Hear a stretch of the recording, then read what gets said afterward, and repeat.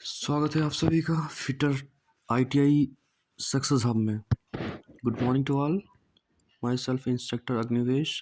यहाँ पे हम लोग आज डिस्कस करेंगे एम्प्लॉयबिलिटी के top 50 previous year question MCQs. ठीक है, ये प्रश्न ITI, CITS, NCVT, SCVT, apprenticeship, CBT exam के लिए बहुत ही बेनिफिट है। और एम्प्लॉयबिलिटी स्किल के जो भी बच्चे ट्रेड थ्योरी या एम्प्लॉयबिलिटी में बैक लगे हैं उनके एमसीक्यूज़ मैं बना चुका हूँ और सॉल्व करा रहा हूँ।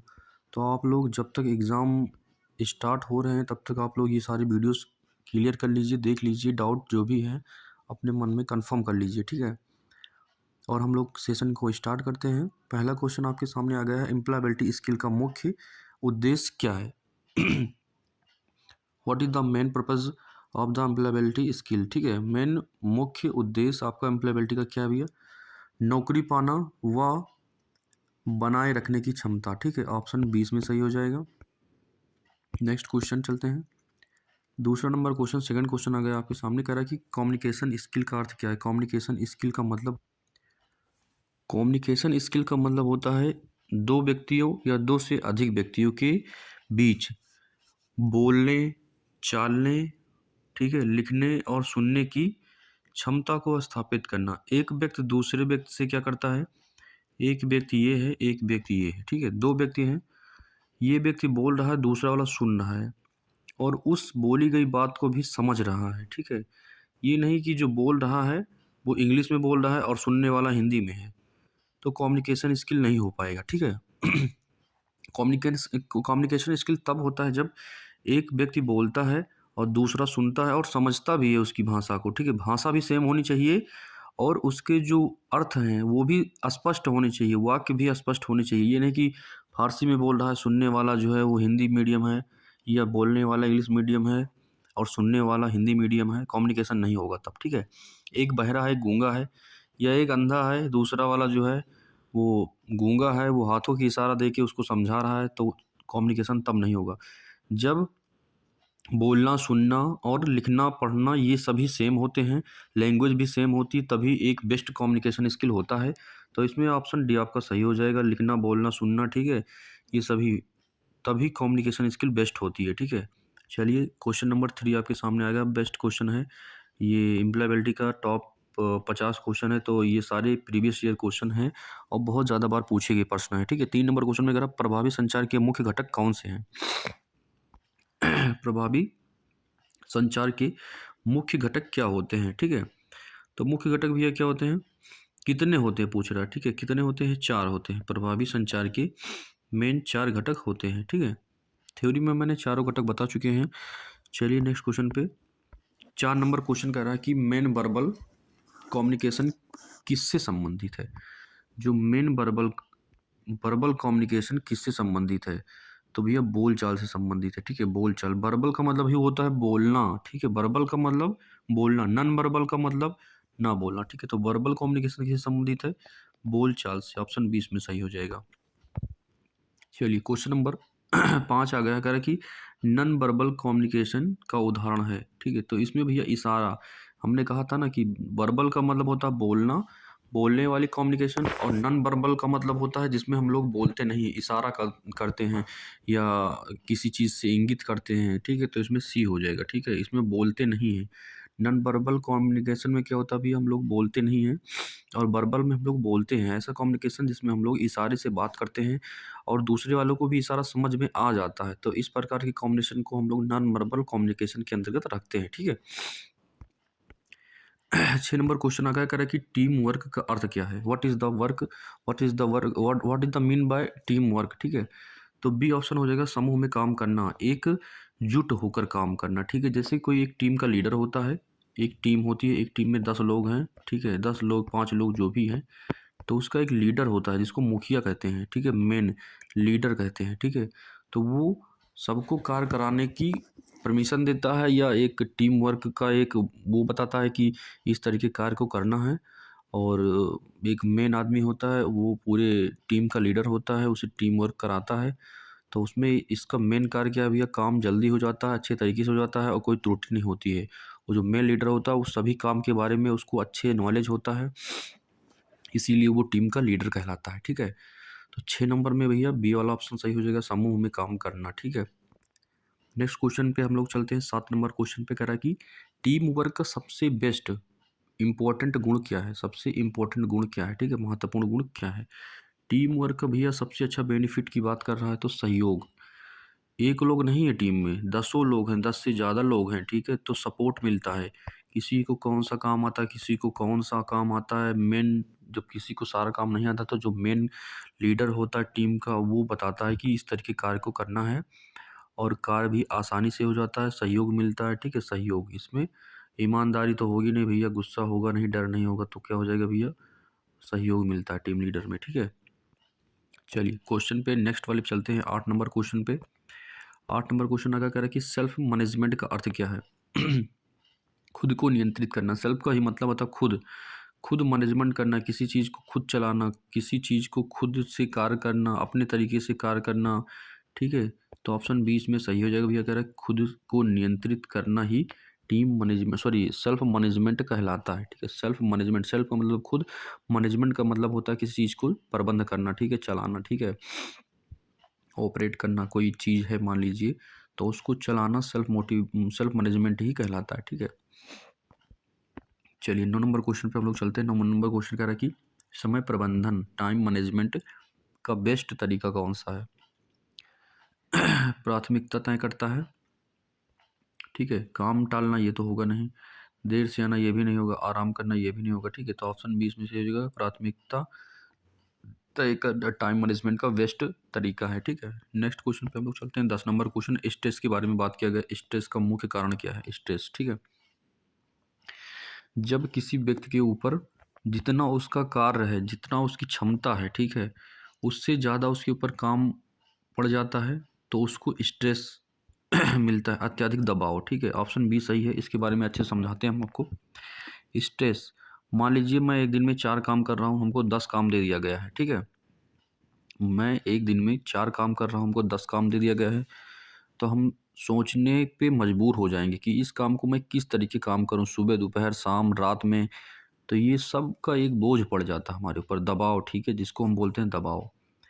तो कम दबाव नहीं भैया, ज़्यादा दबाव, हम पिचक जाएंगे, हम नहीं सोच विचार पाएंगे कि कैसे करना है हमको ये काम। ठीक है, स्ट्रेस में हम लोग क्या हो जाते हैं, स्ट्रेस में हमको नींद नहीं आती है कि इस काम को कैसे करना। रात में लेटते हैं, समझ में नहीं आता कि कैसे करें इसको, रात दिन एक करके करें, कैसे करें। तो अत्यधिक प्रेशर, बोझ पड़ जाता है हमारे ऊपर, अत्यधिक दाब पड़ जाता है। ठीक है, हम हैं, हमारे ऊपर अत्यधिक दाब पड़ रहा है। ठीक है, हमारे ऊपर अत्यधिक दाब पड़ रहा भी है। ठीक है, अत्यधिक दाब पड़ रहा है, प्रेशर पड़ रहा है, नींद नहीं आ रही है, सो नहीं पा रहे हैं, स्ट्रेस के कारण आंखें लाल हो जा रही हैं। ठीक है, कार्य भी नहीं कर पा रहे हैं। ठीक है, तो ये सारे काम किस में आ जाए भी, अत्यधिक दबाव हो जाता है हमारे ऊपर। ऑप्शन 20 में सही हो जाएगा। नेक्स्ट क्वेश्चन पे हम लोग चलते हैं।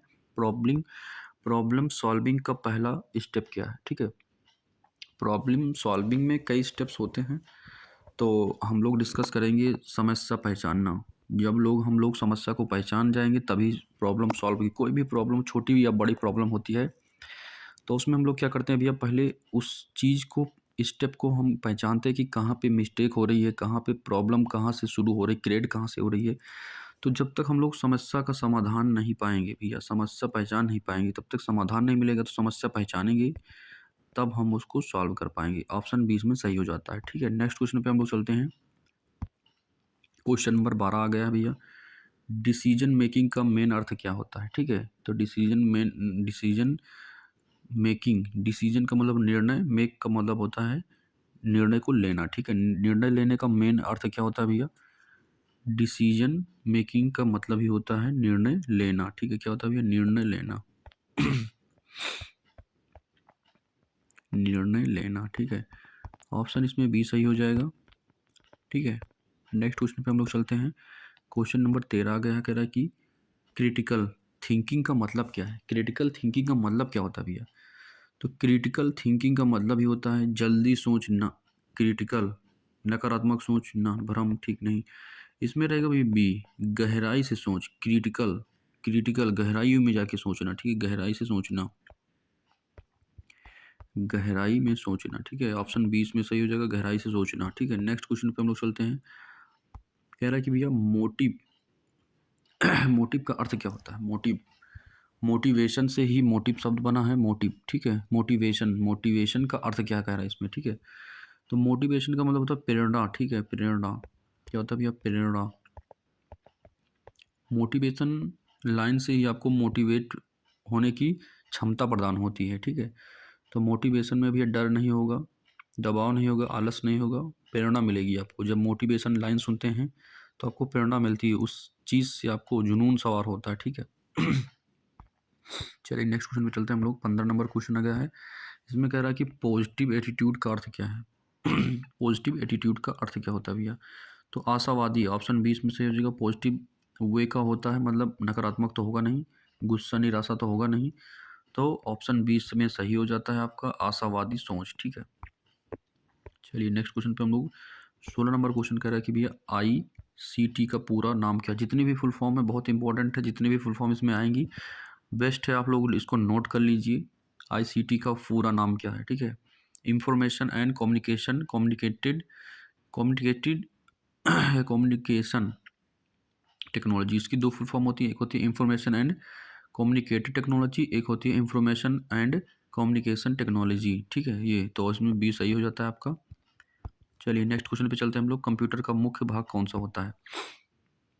What is the main part of the computer? Computer का मुख्य भाग कौन सा है, ठीक है भैया। तो इसमें CPU कंट्रोल प्रोसेसिंग यूनिट, ठीक है। कंट्रोल प्रोसेसिंग यूनिट हो जाता है आपका मेन भाग इसमें, ठीक है। माउस के बिना कंप्यूटर चल सकता है। कीबोर्ड के बिना भी सिस्टम ऑन हो सकता है। मॉनिटर, ठीक है, इसका जो मेन भाग वो CPU होता है, ठीक है। MS वर्ड किसके लिए उपयोग होता है? MS वर्ड किसके लिए उपयोग होता है भैया? तो किसके लिए होता है? चित्र दस्तावेज बनाने के लिए, ठीक है। चित्र बनाने के लिए नहीं, दस्तावेज बनाने के लिए, कोई डॉक्यूमेंट बनाने के लिए, डॉक्यूमेंट बनाने के लिए होता है, ठीक है। MS word. ईमेल से क्वेश्चन आ गया करे कि ईमेल का उपयोग किस लिए होता है? बेस्ट क्वेश्चन है, ईमेल का उपयोग किस लिए होता है आप लोग बता देंगे इसमें। गेम खेलने के लिए नहीं, संगीत सुनने के नहीं, फोटो खींचने के नहीं, संदेश भेजने के लिए, ठीक है। संदेश भेजने के लिए ऑप्शन 20 में सही हो जाता है। इंटरनेट का उपयोग क्या है? इंटरनेट का उपयोग क्या है भैया, बताइए आप लोग जल्दी से।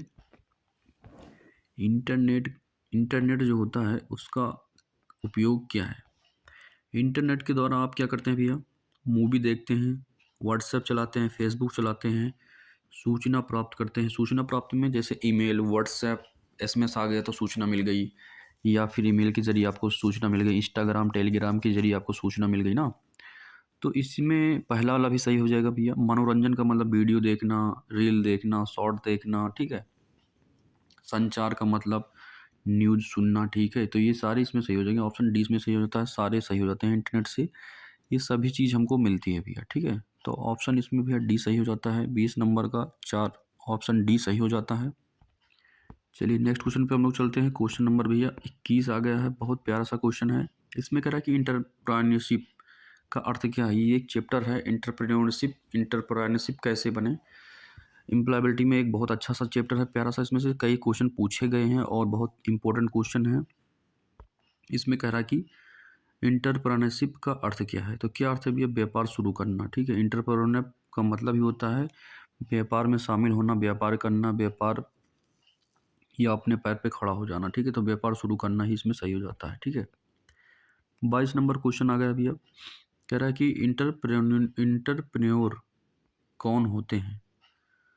तो इंटरप्रेन्योर एक ऐसा व्यक्ति होता है जो उद्यमी होता है, जिसके अंदर कोई एक ऐसा गुण होता है जिसके जिसके ऊपर वो क्या करता है, जिसकी वजह से वो इंटरप्रेन्योर हो जाता है और किसी कार्य को शुरू करता है, चालू करता है, ठीक है। अपना एक व्यवसाय, उद्योग धंधा स्टार्ट कर देता है। इसमें कर्मचारी नहीं होगा, शिक्षक नहीं होगा, व्यापारी नहीं होगा, उद्यमी होगा। इंटरप्रेन्योर का मतलब ही होता है उद्यमी। उसके अंदर उद्यम आ जाता है, जिसकी वजह से वो किसी कार्य को स्टार्ट करता है अपने दम पे, ठीक है। और उसके अंदर एक स्किल होती है, ठीक है, कि उसी स्किल के बल पे वो काम करना शुरू कर देता है, ठीक है। चलिए क्वेश्चन नंबर 23 आ गया आपके सामने, प्यारा सा क्वेश्चन है। कह रहा है कि रिस्क का अर्थ क्या है? What is the mean by risk, ठीक है। रिस्क का मतलब ही होता है हानि की संभावना क्या होता है भैया? हानि की संभावना, ठीक है, हानि की संभावना।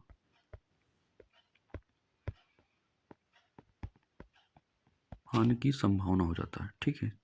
चलिए, आपको इतने क्वेश्चन ही सॉल्व करा पाएँ और क्वेश्चन में कुछ दिक्कत हो गई, टेक्निकल इशू आ गया है। तो थैंक यू टू ऑल, जय हिंद। आप लोग की जो भी अगली क्लास होगी मैं जल्द ही स्टार्ट कराता हूँ।